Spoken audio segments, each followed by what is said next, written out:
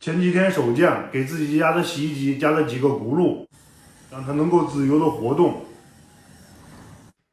他却一不小心绊了一跤，摔坏了。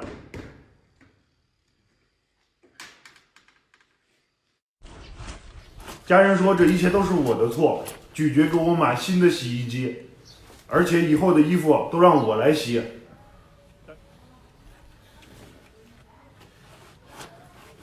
但是说自己用双手洗衣服特别累，所以说我准备做一个自动洗衣服的机器人。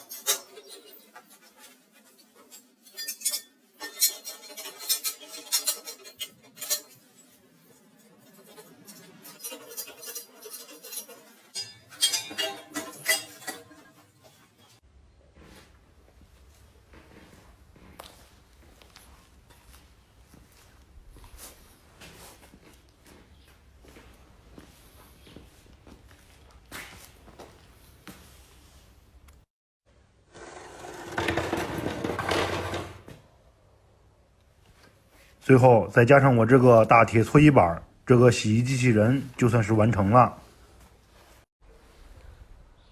下面我给大家介绍一下这个洗衣机器人怎么使用。首先，我们把这个巨型的铁搓衣板插入这个机器人中，像这样。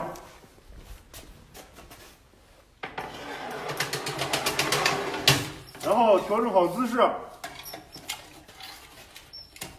姿势调整完之后，我们把机器人里面的气缸跟手臂连接，像这样拧上一点就可以了。然后把衣服放到机器人手臂的下方，打开开关，这样它就会模仿我们人类这样洗衣服，这样洗出来的衣服比较有灵魂，穿上比较舒服而且比较干净。可能有人会说这样洗衣服会比较慢我们还可以调快一下它的速度像这样，这样它就会快速的给我们洗衣服。衣服洗的时间比较长了之后，衣服表面会比较干，我们只需要插上气泵，从它的眼睛里就会喷出水来，会湿润我们的衣服，这样洗出来的衣服会比较好。当我们洗完一件衣服之后我们还可以换另一件。洗完这件衣服之后，可以放下一件，放在，然后再打开开关，重新洗。有了这个洗衣机器人之后，我们人就不用这么累，可以在它旁边一边喝着茶，一边看它洗衣服，非常的惬意。